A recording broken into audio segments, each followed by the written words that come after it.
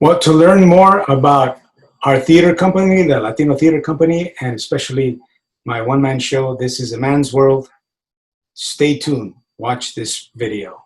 I was first got introduced to theater, I guess, would be, I want to say in high school. And my neighbor was much more cultured than I was, that's for sure. One of the kids I grew up with. And he had access to a car, etc. He was much better off economically than we were. I grew up in South Central LA. And, we would get in his car and we'd go out of the neighborhood, which for me was, uh, uh, uncommon. And I remember going up to the music center and, checking out the fountain. And he was an avid photographer. So we would, take photographs of different things, different sites. In fact, one of the things that we did, which was, I mean, I could have gotten arrested today exactly. We climbed up, not climbed, we went inside the water and power building, and we managed to go all the way to the roof of that building and actually goof around up there till they sent the guards to go get us, and then we came down. But you know what I'm saying? The security was much different back then. But my point is, from there, they had this. Obviously, there was theater there and the music center, etc. And there was a play, and he said, "Why don't we go in and see a play?" I said, "Sure," And at that time, you could get a ticket. I mean, I want to say, I could be wrong, but you could get it for like under $10, and you'd sit way in the back, way in the balcony in the back. And I remember seeing, I forgot his name now. I think it was Robert something. He was the son in Bonanza, the one that left. There were three at the end, but anyway, he was the one. Anyway, so he was in this play, and it was amazing to me. It was magical, these sets and the lighting and everything, and everyone was so civil and enjoying this incredible live performance. And I think I was just taken with that. It was very impressive, and like I said, it was magical. So that's probably the first time I'd ever gone to the theater, and then the second time that I can remember that I was impressed was I went to the junior college LACC after I graduated from high school, and I was looking to enroll, and I went to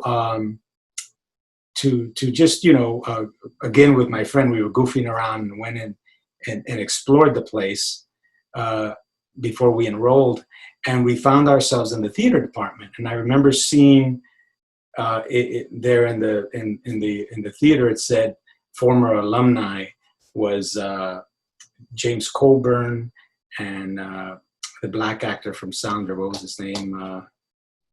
Gosh, it escapes me. It'll come to me.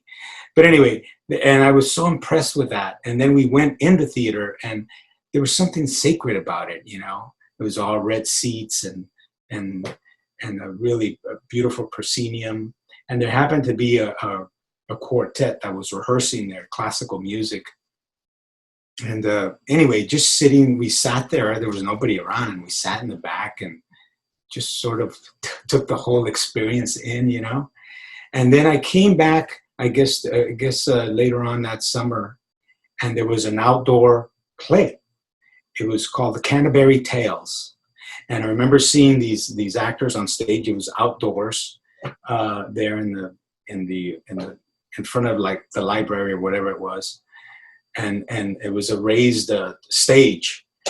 And the actors were bigger than life, and the costumes, and because it was like a summer and outdoors, and everybody was just enjoying it. And then the actors are acting, and then this one, the lead, he's doing his monologue, and all of a sudden he starts to sing, and he's singing. It's like, oh my gosh, this is amazing, and the audience was captivated. He had he could sing, and he could, he was so. His presence, on stage was so powerful to me. I was just so impressed by it, and those were my first exposures to theater that are vivid in my mind. And then later on, of course, I got into Mexican dance there at LACC, and then I got into a company, a professional dance company. Eventually, I went to Mexico City and danced with the Mexican dance company over there in Mexico City. So I learned what it was like to be on stage and had that sort of experience and learn about that particular craft of being present, of knowing, all the ins and outs and the terminology of stage. And then when I came back from Mexico, they were having auditions here for a hit play back then. It was a huge play, and they needed dancers, and they were auditioning for dancers. So I auditioned for the experience with a lot of my other friends, dance friends, who were going to audition for this play. And the director, and I whizzed through the dance audition because I was pretty fresh off the company. And then they gave me some sides to read, which I had no idea how to do. But I gave it a whirl. I gave it the best shot. And I remember the director said, he'll learn. And I didn't hear anything until 2 weeks later, and I was cast in my first professional play, which was an incredible experience. And that play, of course, is the legendary Zoot Suit back in 1979. So that was my first foray in the professional stage, and from then I just learned from watching, and eventually, went to class and learned what it was to become an actor, the life of an actor. And I've never looked back. I loved it. I said, I love this, and I'm going to pursue it. And that's how I came to land in this art form. Theater is unique because it's the oldest way, really, of storytelling. I always use this analogy, and it's that, the caveman used to tell, or early man, if you will, they told their stories around the campfire, and they whatever the hunt, or whether they got stung by bees trying to get honey, or whatever it was, I'm sure, I'm speculating, they probably told those stories around the campfire, and that was their theater. Maybe they told the story over and over. Maybe it was really comical how he was chasing a boar and tripped over a rock, and got bit by a snake, or who knows what, and everybody wants to hear that story again, or tell it again, what happened, and you had your spear and your whatever it was. And I think it starts there, right? That was the original theater at night, and with your audience, and the lighting was the fire, right? And now that has evolved to having this proscenium stage where you have lighting and sound and sets and costumes, and you rehearse the piece, and you have an audience, right? Which is essential. There's no theater without the audience, and you have to have the actors, you have to have the people who come to see it. It's they're symbiotic, right? That's the only way that theater works, and it's live.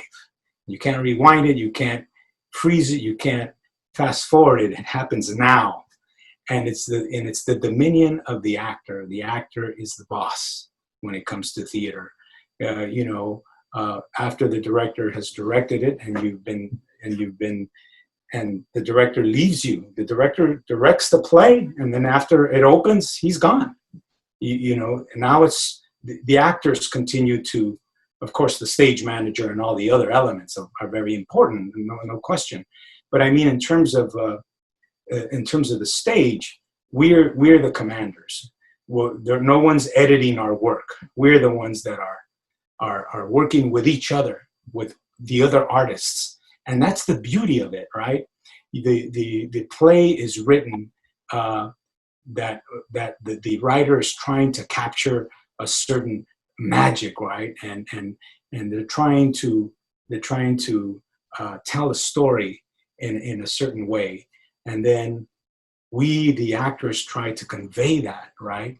And we try to capture the magic in every single line and every single scene, so that this play takes you to different emotional levels, right? It, you know, makes you laugh, etc., moves you, and so we try to replicate that, and that's the challenge, right? As an actor, is that you're trying to capture that magic, and every night is different because you have a different audience, so you never know what's going to happen. You may drop a line, somebody may make a different gesture, etc.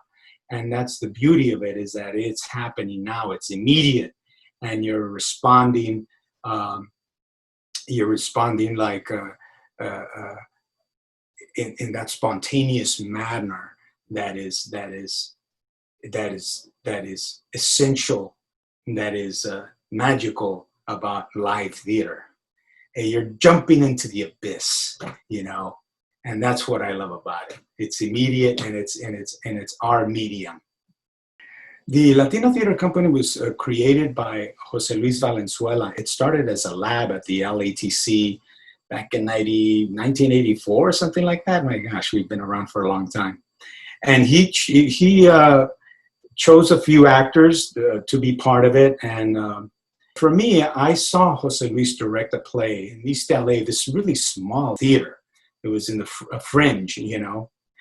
And I went to go see it. I don't even remember how I found out about it, but I thought it was so amazing. And the actors were spectacular, and the direction was amazing in this little tiny theater.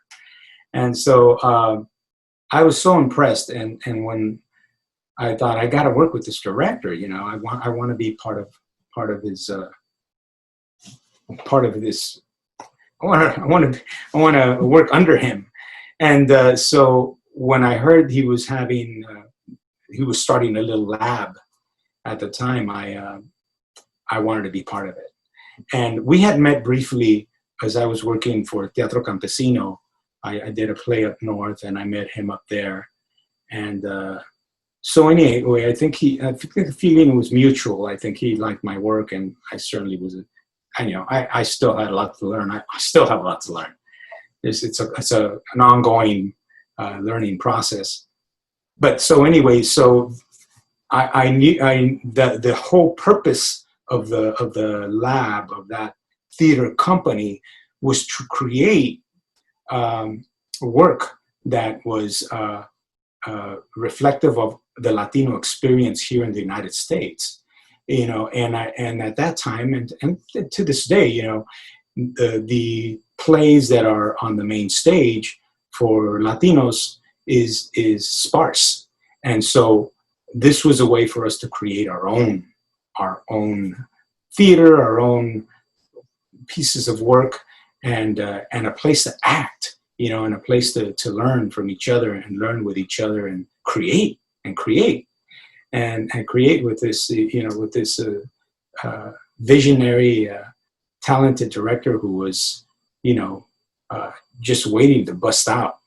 And so it was timing was everything, right?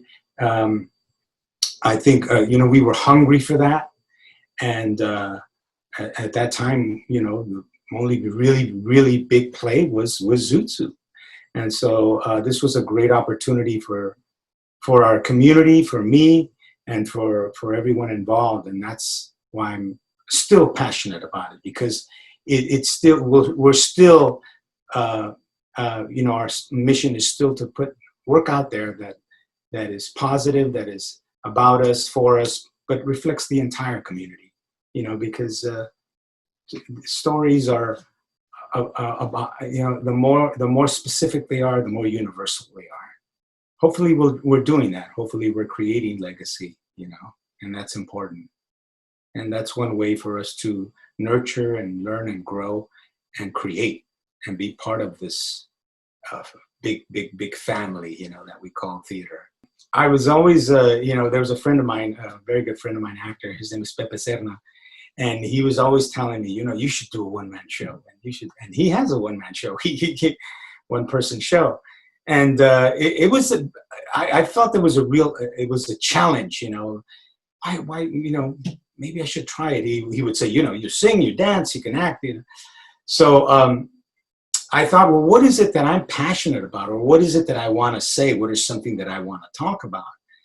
And then I joined a writer's, a this writers group, and thank God I got in. And there were, I think there was like 8 of us or something like that. I don't remember exactly, but all of us were Latino, and the whole purpose was to propagate that Latino writers.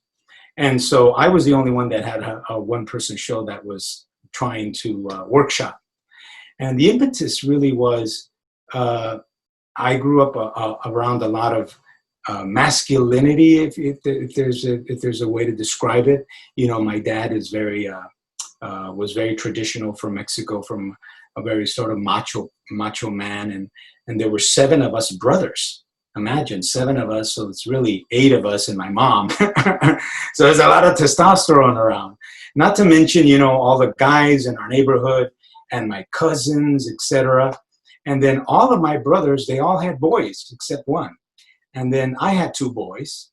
And I was realizing, you know, a lot has changed in from the time that I grew up till now, in terms of, you know, role models for males, for young men, for and what does that mean, you know, in terms of being a man? What does that mean in terms of maleness? You know, who do we look up to? How do you become a man?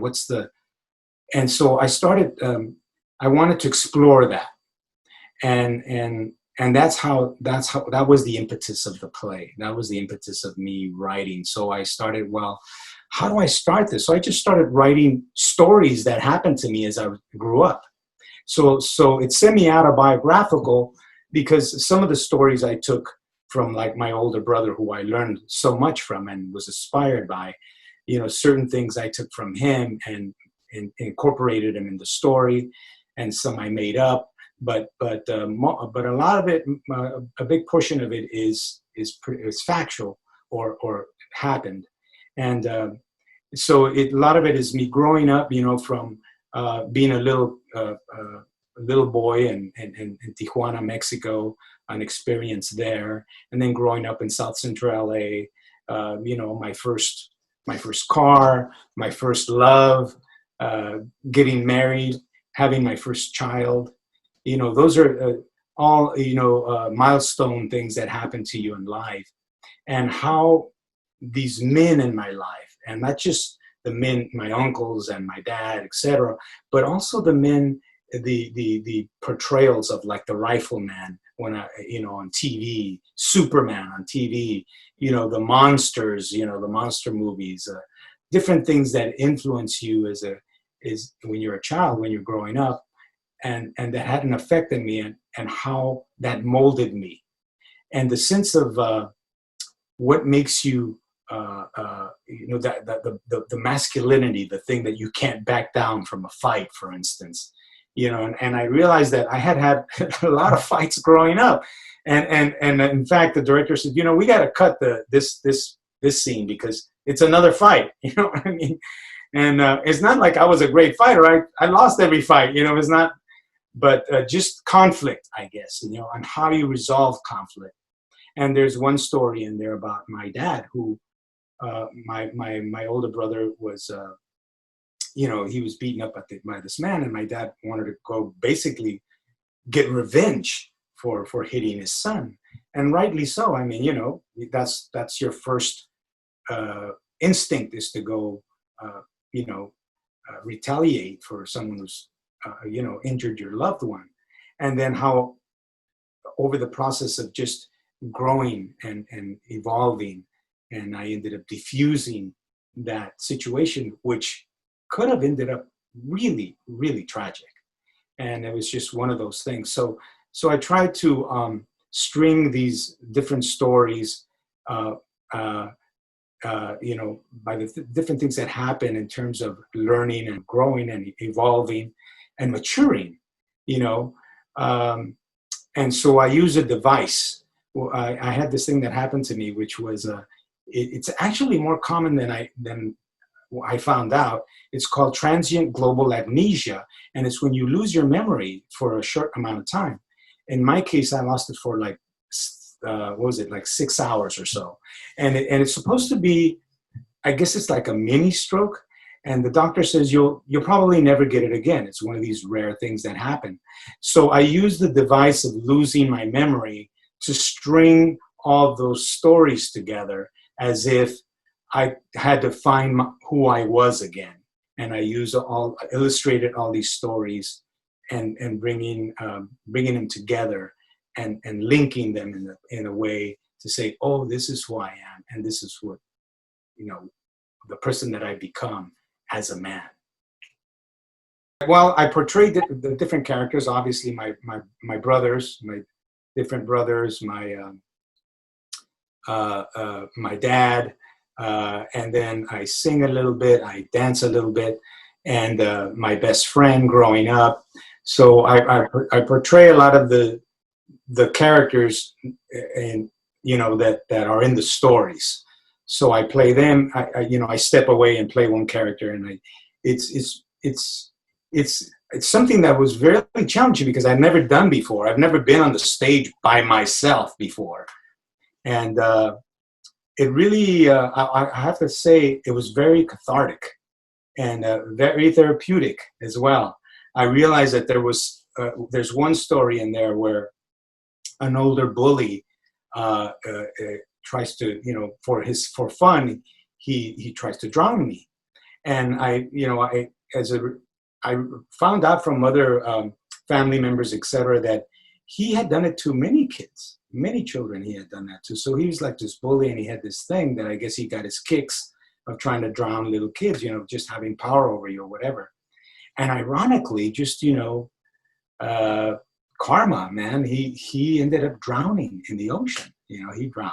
That's how he met his demise. So, so I talk about that. The point of that was that I didn't realize that I still had some resentment. I was still holding on to that. And it wasn't until I put it in the play and acted through it that I realized, oh, I've got to let this go. And in the play, I let it go, which was like I said, it was very cathartic and therapeutic. As you know, when you record plays, normally it's just a recording for the archive. It's not recorded with several cameras. It's not done in a style like you would a play for television, let's say, or for broadcast. It's not really for broadcast. It's really for archival purposes, And but nevertheless, it's good that we have it, because at this time of COVID, people can't go to the theater. And so what we've tried to do because the sound is not, we're not mic'd, I don't have a lavalier or anything, so the sound is not ideal. But so what the staff has done, in my case, Ivan Robles, he's put captions, so that you make sure you get all the dialogue, and you get an idea of what the play was like. And another essential thing that happens, which is good, is you get the laughter from the audience. So you get some reaction from the audience who's watching it, and that helps as well, because so it helps you take in that theatrical experience. But I think it's just wonderful because so many people obviously don't get to the theater. This is a way for them to see something and see my work. That'd be, I'm flattered. That's wonderful. I'm excited to see what the reaction is going to be. I think that all of us have a story, and all of us grew up with different challenges and struggles, etc. We all have a story. And I think that hopefully people will be able to relate to some of the stories, because things happen to all of us that affect us, that shape us, and the way we grow up, and things that happen to us, and the people that we become. And I think that that's what I just want to convey. It's say, look, everything's going to work out. It's all going to work out in the end, and you can overcome so many things in life. And I've certainly been inspired by other people's stories and the things that they've overcome. And this play was was a work of passion, and I hope it's going to be enjoyable more than anything else. I mean, I want people to enjoy it. I want them to be able to laugh and laugh with me, if not at me. And that's mainly what it is. It's entertainment, and at the same time, I hope it's, you know, I've imbued some poetry in there and some inspiration. You know, I hope people can come away with a good feeling about it. Why should the theater audience see this play? Because this is the kind of piece that theater audiences want to see. I think, I hope, you know, theater audiences are very sophisticated. I think that they are a different breed in that they know what goes into it. They appreciate the art form, because it is a different art form. It is an ancient art form, and I think that it has something to say. And I think it has something to say in terms of you know, not just. I think the way it's written, you know, many times we go see the spectacle of it. And in this play, it's not so much the spectacle. It's really in the writing and the performing and the exposing of my soul, if you will. You know, I'm opening myself up to the audience, you know, and I think that's what I wanted to go see when I go to the theater. I want to see these performers. I want to see their soul. I want to see what they're going to bring to the stage, you know. And in this case, I leave it there. I leave it all on the stage. The Latino Theater Company was great because, you know, thank God. I mean, I'm a member, and I had a venue. You know, I had a venue. I asked José Luis if he would direct it, and who I respect. And he helped me so much. He helped me cut all those pages that I needed to cut. But more than anything, he helped me link the whole piece together. And he's so good when it comes to transitions. That's I think his forte when it comes to plays, are the transitions in plays. And that's what keeps the play moving. You know, that's what keeps a piece moving. It keeps the interest and keeps the flow and the pace of a play. And he certainly helped me with that. And then, you know, all our staff, our crew, who was so dedicated. They're small, but they're mighty, you know. And Ivan Robles, and then Henry Fernandez, who was my stage manager, and Ewan, who did the lighting, and the set.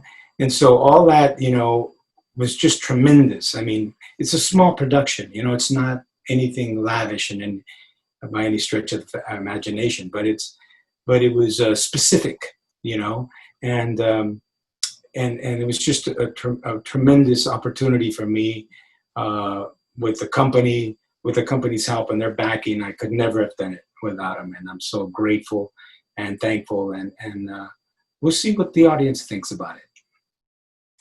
I think it's important for us to have discussions after the play, because many times people want to know, you know, the genesis of the project, what happened, a lot of anecdotal, you know, stories that went on in the different plays that we've done. And, you know, looking back, seeing all of our plays being streamed and all of our, my God, we've acquired quite a repertoire. It's really great, you know, to see them being broadcast. I think this way other people will be able to see them who never get an opportunity. You know, people out of state, people in other countries are able to see some of our plays. It's really remarkable. What this COVID has been horrible, of course, but that's a silver lining, you know, and that this might be another way for us to get the exposure, because it lends itself because people are at home. Otherwise, I don't know if it would, you know, if it would be as successful. And I still don't know how successful it's going to be, but at least it keeps us also creative, and it reminds us of what our mission is and what our focus is in terms of our mission and creating theater for our community. And this has been helpful in that way, and that has centered us. What is it that is important? What is it that we want to do, continue doing, and what have we done? So we're sort of, looking at all these things and helping us go forward in a very positive way, And I think it also, more than anything, helps us appreciate the presence, the live, the actual the actual contact that we have by being in the theater. People miss it. We haven't had that experience for months now, all over the world, and now we appreciate it, right? I mean, next time we go to the theater, we're going to be happy that we're there, that, oh my gosh, I haven't been to the theater in so long, to see something live, to interact, to laugh with other people, to have a visceral experience with everyone. That's extraordinary, and we haven't had that, and I think it's going to be very welcoming when it comes back. Our theater is so important because it's our way to tell stories, and stories that have not been told, stories that people aren't aware of. There's so many stories to tell, and I think that telling stories brings us together. It brings us, there's a commonality among all of us, no matter what color, creed, or race, etc. you're from. That's what makes us all human. There's something humane about telling a story, that you can relate to that person. It doesn't matter what color they are, what they look like, or where they're from. These are universal, universal topics, and like, as I said before, I think that the more specific a story is, the more universal it is, and we share. It reminds us that we share so much in common, that we're the same, that we have heartache, and we have joy, and we have love, and all these things that make us come together and make us the same, as opposed to different, and to help us inspire us to be better. And hopefully that's what theater does. And the Latino Theater Company is important because it not only do we tell our stories, and stories that reflect the experience of our community through the Latin spectrum, but we present plays of all types, and of every experience. And so we want to continue to be doing that. It's important now more than ever, I think, and it's always important. And I think it's great entertainment, and it's great for our soul,